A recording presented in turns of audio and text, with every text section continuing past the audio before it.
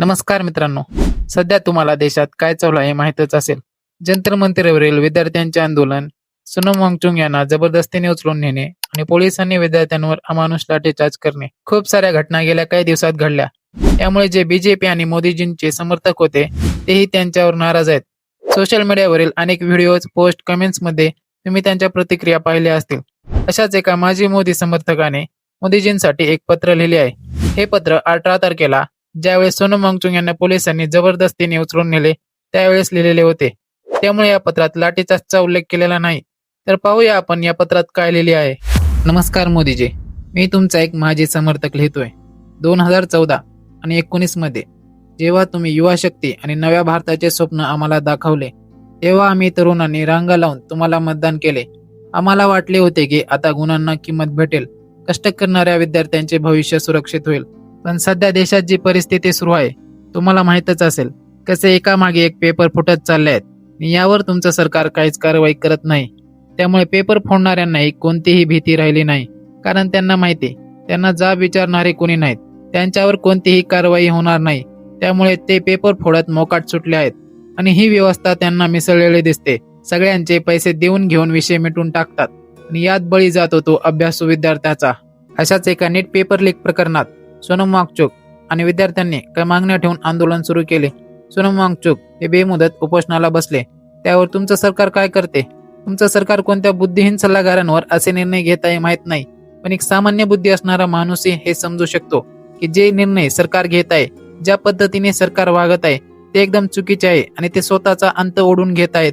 आंदोलनकर्त्यांना भेटून त्यांच्याशी चर्चा करणे, त्यांच्या मागण्या ऐकून घेणे आणि त्यावर समाधानकारक तोडगा काढणे, याऐवजी तुम्ही काय करता तर 20 दिवसापासून उपाशी असणाऱ्या, प्रकृती खालावलेल्या 59 वर्षीय व्यक्तीला, ज्यांनी देशाच्या दुर्गम भागात राहणाऱ्या तरुण पिढीसाठी, त्यांच्या शिक्षणासाठी आतापर्यंत इतकं अमूल्य योगदान दिलं आहे आणि आताही शिक्षण व्यवस्थेच्या सुरक्षेसाठी आमरण उपोषण करत आहे, त्यांना तुमचं पोलीस प्रशासन इतक्या वाईट पद्धतीने जबरदस्तीने उचलून घेऊन जातं. इतकीच तुम्हाला त्यांच्या प्रकृतीची काळजी होती तर तुम्ही सरकारचं पथक त्यांच्याशी चर्चा करायला पाठवायचं होतं.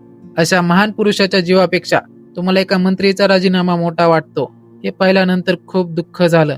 इतिहास पहा, किती मोठमोठ्या नेत्यांनी उत्तरदायित्व म्हणून आपला राजीनामा दिलाय आणि फळस्वरूप पुढे ते देशाचे प्रधानमंत्री आणि राष्ट्रपतीही झाले आहेत, कारण त्यांच्यात ती संवेदनशीलता होती आणि त्यांच्यात माणुसकीही होती.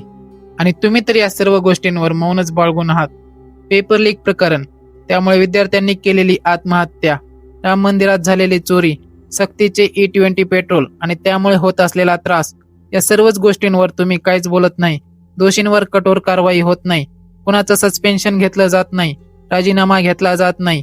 नेते आणि प्रशासकीय अधिकारी आपली मनमानी करत आहेत आणि यावर जे बोलत आहेत, सरकारला जे प्रश्न विचारतात त्यांना तुमचं सरकार देशद्रोही म्हणतं, दमदाटी करतं, जेलमध्ये टाकतं, बडून काढतं, भीती दाखवतं.